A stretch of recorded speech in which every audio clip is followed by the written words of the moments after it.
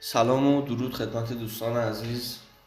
دوستان، همونطور که قولش رو داده بودم اومدیم تا یک شاخه از سبک شخصی VMT رو خدمتتون توضیح بدم. امیدوارم که واسهتون مفید باشه.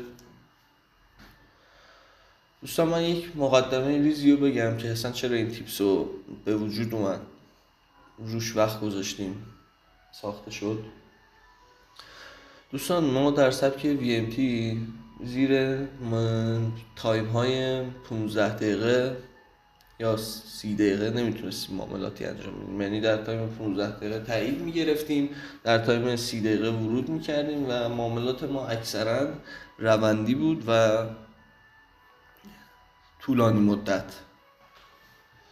دوستان، قبلا هم خدمتتون عرض کردم که اهمیت اعداد رو ما اومدیم اینجا از بسته های حرکتی 1 4 7 2 5 8 و 3 6 9 استفاده کردیم و عدد 369 رو پایه این تیپس قرار دادیم. یعنی چجوری؟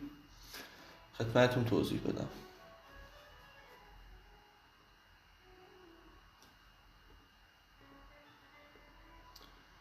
این رو بیارم بالا.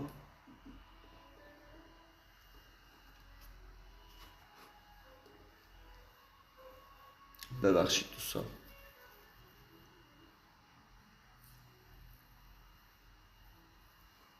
خب،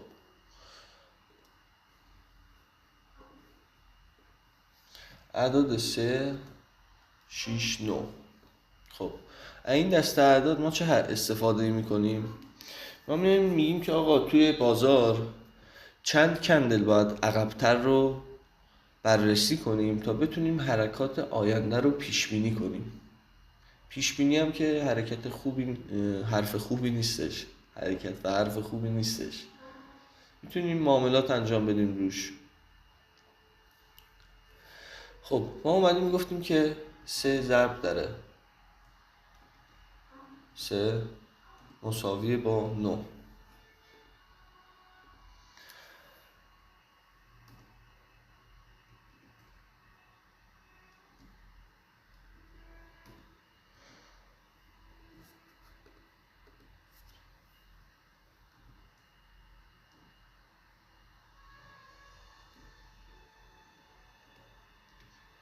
خب، 3 ضرب در 3 مساویه با 9، 3 ضرب در 6 مساویه با 18، 3 ضرب در 9 هم که مساویه با 27. خب، اینها به چه کار ما میاد؟ اگر دقت کنید دوستان، همشون ریشه دیجیتال 9 رو دارن. یعنی 1 به علاوه 8 مساوی 9، 2 به علاوه 7 مساوی 9، 3 ضرب در 3 هم که 9. خب، یعنی ما با 9 دوره مساوی، یعنی با 9 دوره ستایی مساوی در بازار قراره سر و کار داشته باشیم. خب، چجوری؟ ما میایم از اینجا رو لایو مارکت در نظر بگیرید.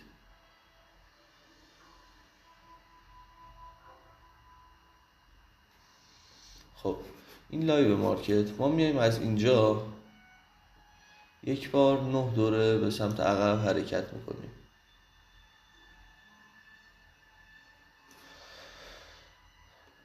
رنگ ها رو متفاوت میذارم که بتونید جدا کنید.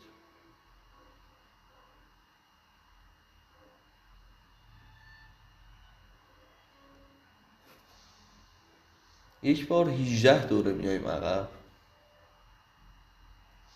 یک بار هم 27 دوره. یعنی این لایو مارکت ما شد.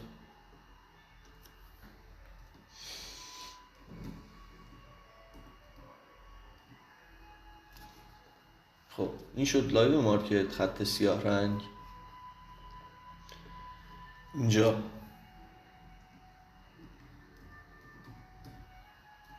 9 کندل، 18 کندل، یه نمی‌نویسم که قاطی نشه. اینم 27 کندل. میایم از لایو مارکت عقب‌تر. خب، به این صورت. خب ما توی این 9 دوره، 18 دوره، 27 دوره چه چیزی رو قراره بررسی کنیم؟ خب ما میایم یک نمای کلی، یک باکس 27 کندلی، یعنی 27 دوره عقب‌تر. اینم در رابطه با 9 و 18 هم یه توضیح الان خدمتتون میدم. 9 و 18 کمک میکنن، یعنی باعث میشن که ما تایم معاملات رو زمان بندی، یعنی در تایم های پایین تر چه حرکت اصلاحی قرار انجام بده رو اینا رو مد نظر قرار بدیم یا بتونیم که بفهمیم. خب ما میایم در اینجا یک صفحه جدیدتر. خب برای مثال الان من توضیح بدم که چه چیزی رو اصلا قراره بررسی کنیم. شما فرض کنید از اینجا من یک کندل سعودی دارم،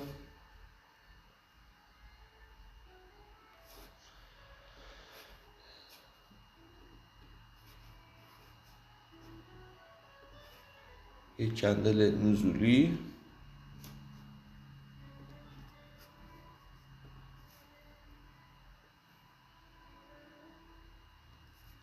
خب ما از این دو کندل چه چیزی رو قراره بررسی کنیم؟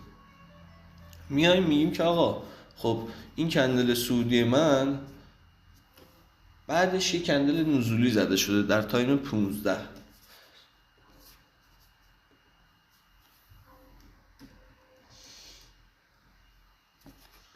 تایم 15 خب بی‌کیفیت شد، اشکال نداره.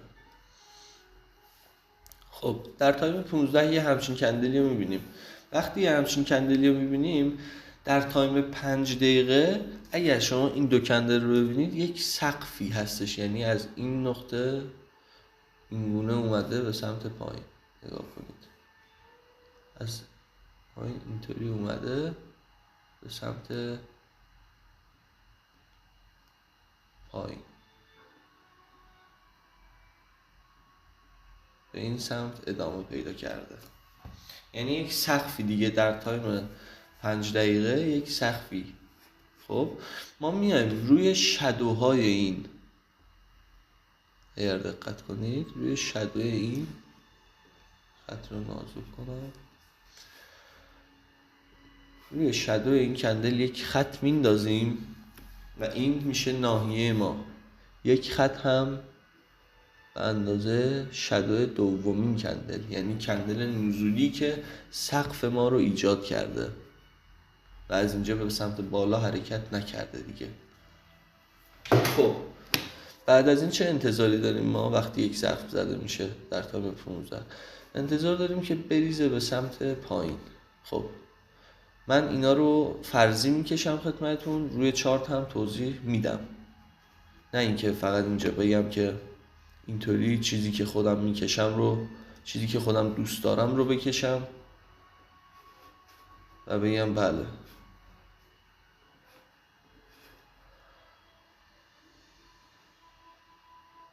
خب ما اومدیم اینجا هم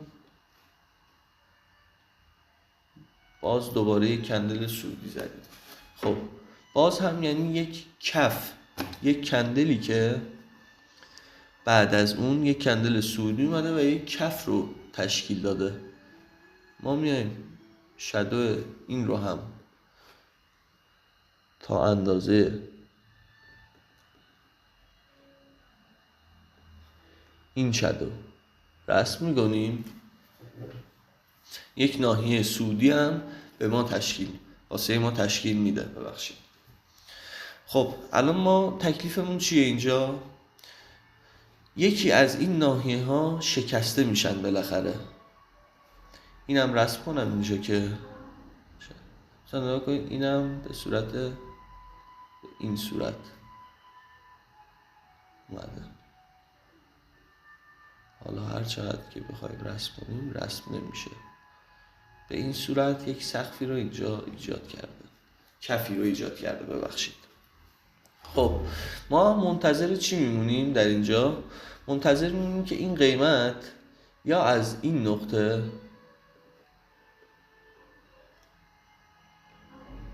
ببخشید، یا از این نقطه یا از این کف بیاد به سمت پایین شکسته بشه. یعنی چی؟ یعنی بیاد و اینجا رو شکست بده یا اینجا رو شکست بده. خب بر فرض مثال بذاریم که اومد به سمت بالا با یک کندل پرقدرت شکست داد.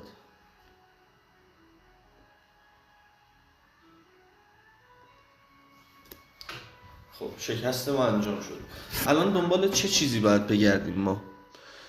دوستان دقت کنید که در این نقطه اشتباه خیلی زیادی میشه. یعنی من همینطوری که عامیانه توضیح دادم، بعضی دوستان اشتباه کردن یه جایی رو اینجا. خب ما باید اگر در تایم 15 دقیقه میخوایم معامله کنیم، فقط نسبت به ناحیه های 15 دقیقه، نه پایین تر. یعنی باید کلوز بالای سقف داشته باشم. من اگر کلوز بالای سقف نداشته باشم، یعنی اون سقف شکسته نشده عملا. شما ممکنه در تایم 15 دقیقه این ناحیه رو رسم کنید، برید تو تایم 5 دقیقه ببینید که یک شادوی زده شده تو تایم 15 دقیقه این بالا و کلوز داریم تو تایم 5 دقیقه. متوجه اید؟ پس باید که بر اساس تایمی که معامله میکنیم تاییدیه بگیریم یا بر اساس اون تایم استاپ گذاری بکنیم، نه تایم پایین تر. ما در تایم پایین تر فقط میتونیم اصلاح رو تشخیص بدیم و یک نقطه ورود جدیدتر یا بهینه تر پیدا بکنیم. خب اینجا شکسته شده. برای مثال فکر کنید با یکی از اعداد 1 2 3 و 7 8 9 تایید گرفتیم. اینو یکم کوچیک‌تر کنم که نشد، ببخشید دوستان. خب با یکی از این اعداد ما تایید گرفتیم. اینا اعدادی هستند که توی دسته ها مورد تایید هستن و ما استفاده میکنیم ازش. یک اعدادی هم داریم که مورد تایید نیستن و شکست های فیک رو نشون میدن به ما. اعداد 4 5 6 هستن. اعداد 4 5 6 شکست های فیک رو به ما نشون میدن. خب در این نقطه ما فرض کنیم که با یکی از اعدادی که مورد تایید هستن تایید گرفتیم و اینجا دیگه باید معامله رو شروع کنیم. ما منتظر چه چیزی میمونیم؟ میایم منتظر پول بکش به این ناحیه میمونیم. یعنی کندل بعدی حتما باید یک پول بکی رو به این ناحیه ما بزنه.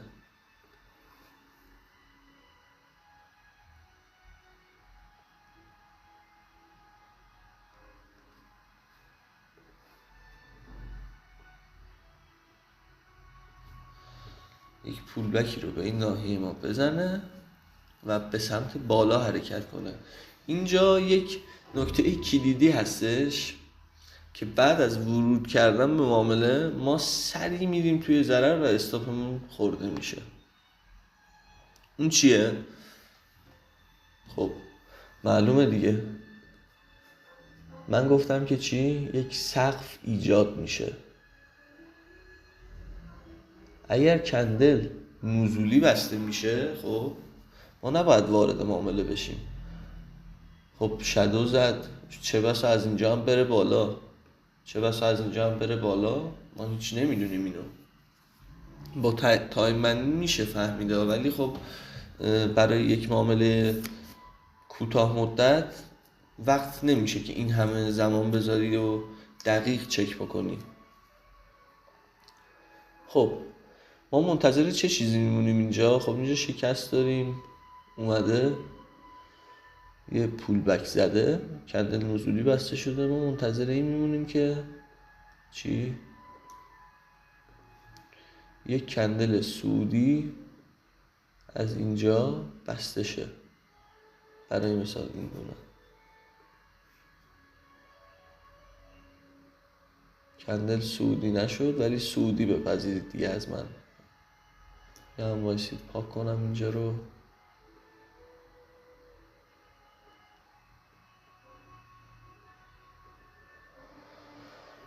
خب کندل سعودی بسته میشه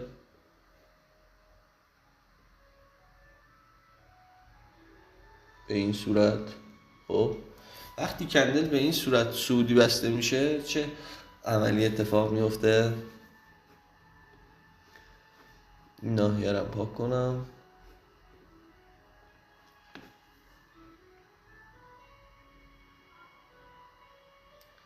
کندل بنده وقتی سعودی بسته میشه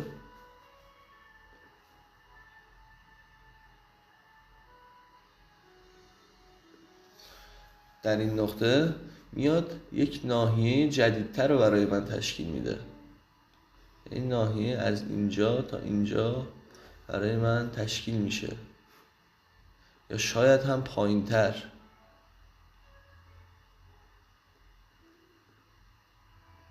نکنید این ناحیه تشکیل میشه برای من و قیمت کمی اینجا بازی میکنه و به سمت بالا دوباره حرکت رو شروع میکنه.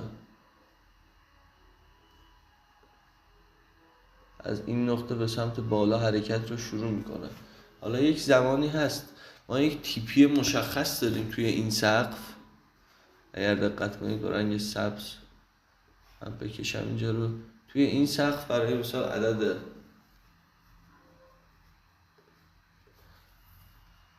100 تیپی ما هستش، اینجا عدد 100 تیپی ما هستش. خب یک موقعی هم هستش که ما این بالا هیچ ناحیه‌ای نداریم. خب ما میایم چه کاری انجام میدیم؟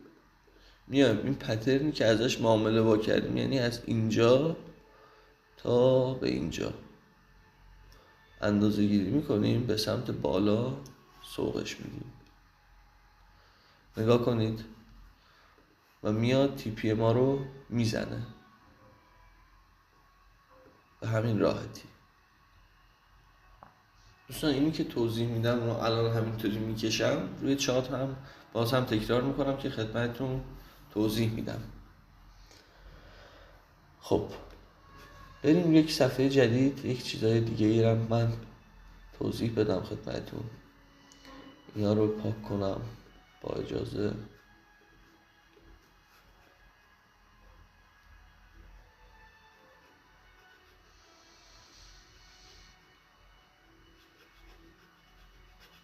که بتونم یک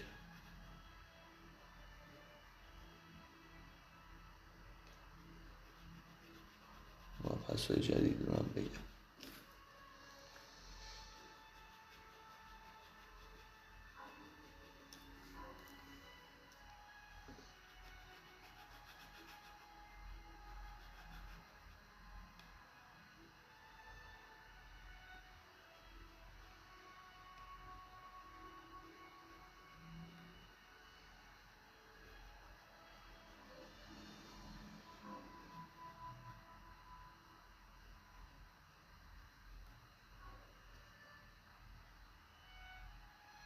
خب دوستان یک روندی رو برای شما بکشم دوباره اینجا. یک روند کاملا شانسی میخوام بکشم. من که واکنش روندی که همینطوری میکشم چیه به چیزی که خودم دارم میگم جلوی شما.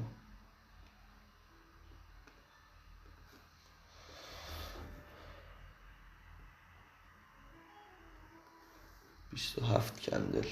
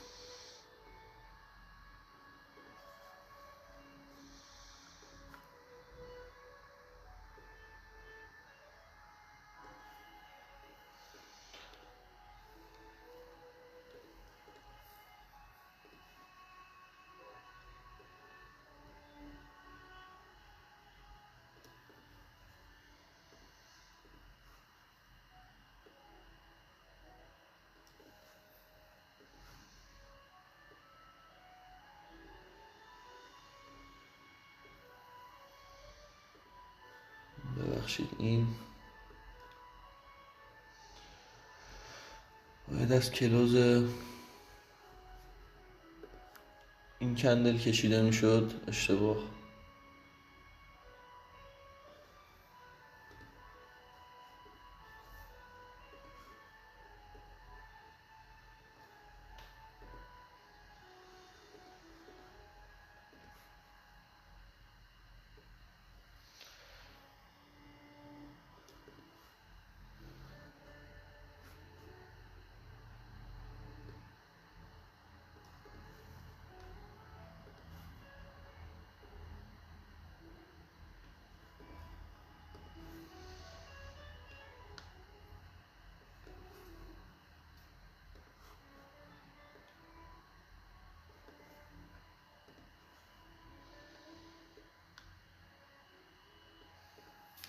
خب دوستان همینقدر بسته. 1 2 3 4 5 6 7 8 9 10 11 12 13 14 15 16 17 18 5 6 تا هم بکشم که 27 کندل کامل تکمیل بشه.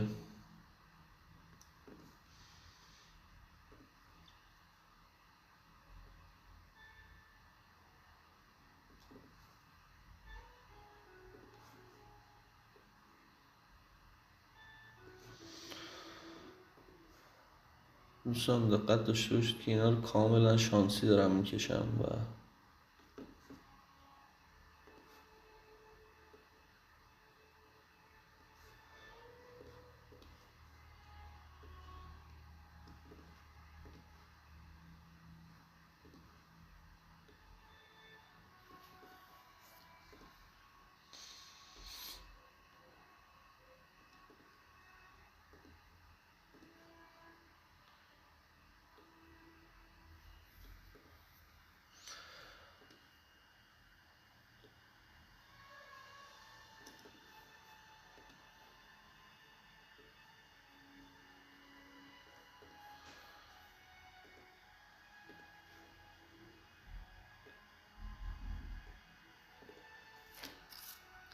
خب اینجا 1 2 3 4 5 6 7 8 9 10 11 12 13 14 15 16 17 18 19 20 21 22 23 24 25 26 27 یعنی 3 کندل از این ور اضافی کشیدیم.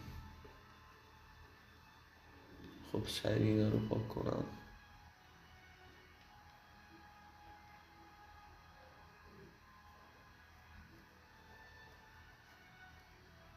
دوستان از این اول میخوام شروع کنم. چی؟ مثال دقیق تر خدمتتون بگم. خب شادوها رو هم زود زود اینطوری بندازم.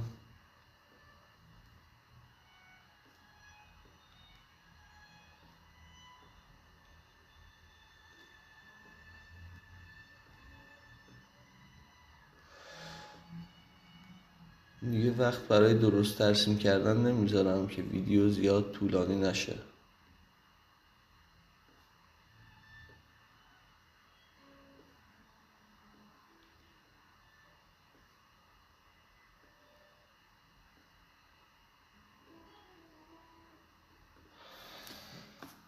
خب یه قرمز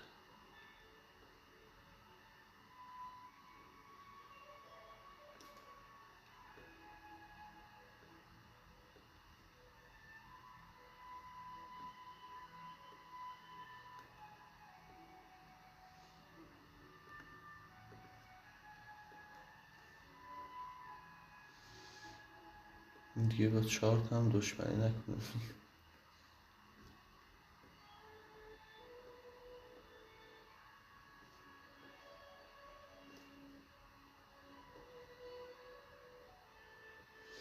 خب دوستان اینا کندل های ما در نظر بگیرید. خب حالا ما میریم چیکار میکنیم؟ ناحیه ها رو رسم کنیم. خب در یک اصلاح یا یک پترن چه اتفاقی میفته اصلا؟ خب این ناحیه اول من نگاه کنید چیزی که رسم کردم اومده مثلا واکنش نشون داده. یک لگ سعودی رو رسم کردم دیگه. خب از اینجا یک ناحیه به صورت نگاه کنید اینجا، دقت دارید؟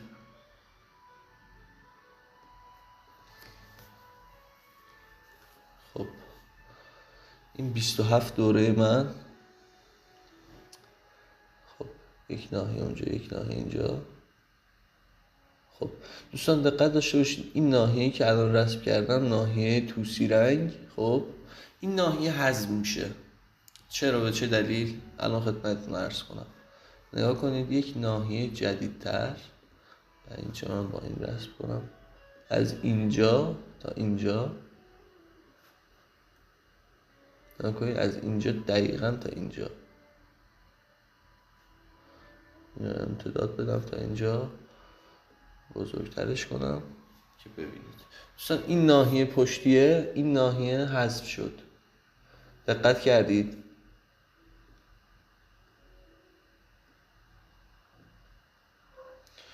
این ناحیه حذف شد. از اینجا که کشیده بودم این ناحیه رو، این دوتا کندل ناحیهشون حذف شد. خب و یک ناحیه جدیدتری به ما داد. میبینید دوستان گاهی اوقات نگاه کنید چه حرکتی اتفاق افتاده اینجا.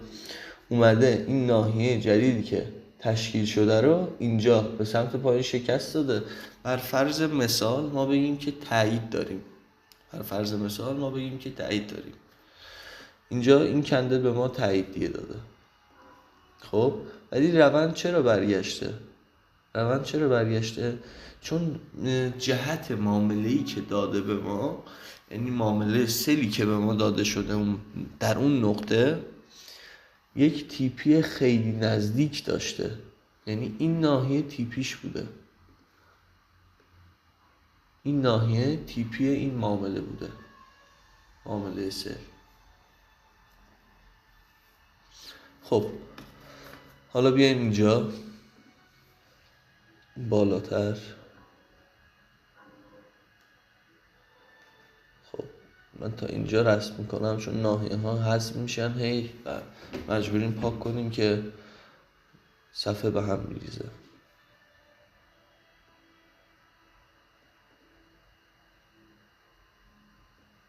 خب یه ناحیه تا اینجا دوستان دقت داشته باشید. اینجا باز شکست، صعود به سمت بالا.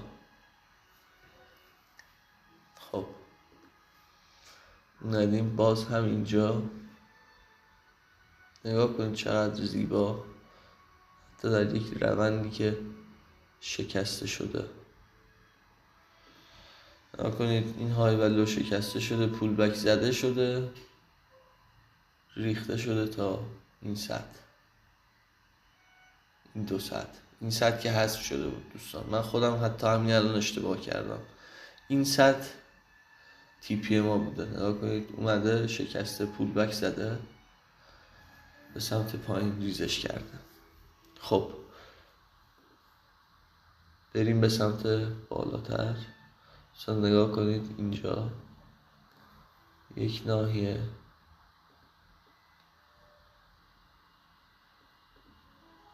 خب یک ناحیه دیگه. خب اینجا دوباره دو ناحیه رو به سمت پایین شکسته. دوستان حالا من اینو شانسی کشیدم، نتونستم واکنشاشو دقیق بکشم. دوستان وقتی دو ناحیه، یک کندل از داخل یک ناحیه دو ناحیه رو به سمت پایین یا بالا بشکنه، قیمت موظفه که 50% این کندل رو، یعنی تا 50% این ناحیه برگرده به سمت بالا. مگر چه بشه که مثلا در یک اسپاک خیلی قوی، برای مثال در خبر NFP هم حتی یه جمله مشهوری که دارم میگن همیشه خبری که رو کندل تاثیر میذاره و یهو 200-300 پی پای میبره، حداقل تا 50% خودش دوباره باز میگرده. این نکته رو گفتم خدمتتون بگم که به دردتون بخوره. خب اینجا نگاه کنید دوستان، دوباره یک سقف تشکیل شده. یک سقف تشکیل شده. این در این نقطه یک سقف تشکیل شده که باعث ریزش، حتی میشه گفت یکی از علامت‌های ریزش یا صعود بیشتر شدن سقف و کف هاست. برای مثال میبینید که اینجا الان من اینجا یک ناحیه صعودی دارم، اینجا یک ناحیه صعودی دارم، اینجا یک ناحیه نزولی دارم. خب اینجا باز هم یک ناحیه صعودی دارم. این نشونه صعودی بودن رونده، یعنی معاملاتی که قرار ما بگیریم و به سمت صعود باشه، به جهت صعود باشه، یعنی قیمت داره جلوشون رو باز میذاره که میگه آقا اینجا برسی من حمایتت میکنم، مقاومت نمیکنم. شاید یه باعث بشم یک پولبکی در این نقطه بزنی، ولی من حمایتت میکنم، راه بازه که بخوای به سمت بالا حرکت بدی خودت رو. خب دوستان در این کندل هم گفتم که ریزش اتفاق افتاده، ناحیه ایجاد شده و ریزش اتفاق افتاده. شما فکر کنید که برای مثال از اینجا داخل معامله هستید، از اینجا دیگه شکست داده به سمت بالا. دیگه این رو من خدمتتون اول توضیح نگفتم این شکست داده، این سقف به سمت بالا پول بک زده، وارد معامله شدید. خب یک سقفی ایجاد شده. شما میایین چیکار میکنید؟ ریسک فیلی میکنید. کندل بعدی ببینید چیکار میکنه. وارد معامله که شدید دیگه اینجا میبینید یک کف زده شد. خب ادامه روند میرین بالا میبینید یک سقف نزولی زده شد. در این نقطه دیگه شما باید معاملتون رو ببندین، چون وقتی که دیگه سقف دوم زده بشه دیگه فرصتی نخواهد بود که خارج از معامله بشید. اینجا یک سقف زده، فرصت خروج رو هم به شما داده. خب بریم ادامه این ویدیو. خب نگاه کنید، از اینجا باز هم یک ناحیه، این ناحیه حذف بشه، اگه بشه که پاک کنیم خیلی خوب میشه بدون سنن و کندل ها.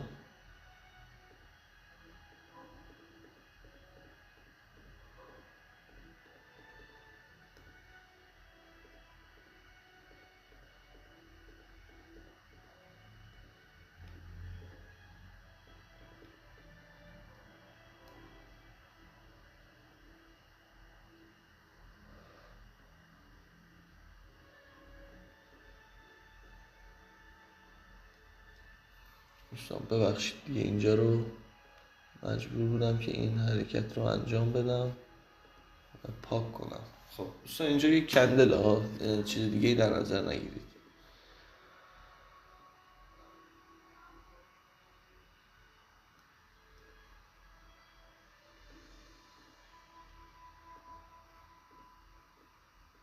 خب دوستان اینجا هم یک سقف برای ما ایجاد میکنه. نگاه کنید وقتی داره ریزش انجام میشه یک سقف برای ما ایجاد میشه از اینجا تا اینجا. باز هم نگاه کنید قیمت در آینده اومده، حالا امتداد نمیدم دیگه، اومده به این واکنش داده و ریختش. خب اینجا نگاه کنید قیمت دوستان اومده دوباره یک ناحیه رو به سمت پایین شکسته و دوباره تا ناحیه بعدی که این دو ناحیه باشن ریزشش رو انجام داده. خب حالا ما کاری به اینا نداریم، میریم به سمت پایین به این صورت. خب اینجا یک ناحیه جدید دوباره تشکیل شده. خب قیمت به سمت پایین ناحیه رو شکسته. دوستان نگاه میکنید دو ناحیه رو شکسته به سمت پایین. این خودش یک علامت، دو ناحیه که نه، سه ناحیه رو به سمت پایین شکسته. این خودش یک علامت صعوده. یکم پیش این بالا چی گفتم بهتون؟ گفتم که وقتی یک کندل از داخل یک ناحیه دو ناحیه رد میشه و شکستشون میده، کلوز هم میکنه، باید که برگرده به سمت بالا. این ریزش علامت صعوده. ولی خب گاه هم میبینید که میگن بله کف شکسته شد، وارد سن سل میشن، استاپ پشت ناحیه میاد و به همین راحتی میزنه توی 3 کندل 4 کندل. خب این علامت صعوده. میایم چیکار میکنیم؟ ناحیه صعودی ما کجاست؟ اولین ناحیه صعودی ما اینجا هستش. دومین ناحیه صعودی ما کجاست؟ اینجا. خب وقتی قیمت داخل این ناحیه بسته، داخل این دو ناحیه بسته، نگاه کنید شادویی که از اینجا رسم کرده بودیم، شادویی که از اینجا رسم کرده بودیم، هنوز داره به درد ما میخوره. وقتی قیمت داخل این ناحیه بسته یعنی میخواد بره پایینتر، یک ناحیه صعودی دیگه که این ناحیه میشه برداره و بعد به سمت بالا حرکت کنه. ما میتونیم یک استاپ خیلی قشنگ برای مثال 50% این ناحیه ما اوردر بذاریم که چون حالا رسم نکردم دقیق ور نداشته، ولی میتونیم مثلا روی خود این ناحیه یک اوردر بذاریم به استاپ پشت این ناحیه و معاملمون رو قشنگ بگیریم.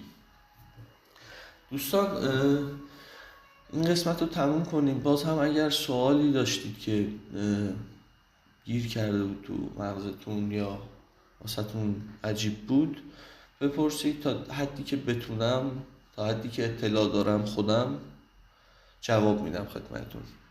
دوستان امیدوارم که مفید باشه چیزایی که گفتم خدمتتون. توی یک ویدیو بعدی هم همین چیزایی که گفتم رو با حتی جزئیات بیشتر روی چارت سعی میکنم که خدمتتون توضیح بدم و یک چند نوع تمرین مانند حل کنم که کاملا واضح ببینید که چه اتفاقی داره میفته، چه چیزی در حال انجامه. دوستان امیدوارم موفق و پیروز باشید. خدا نگهدار. سلام و درود خدمت دوستان عزیز.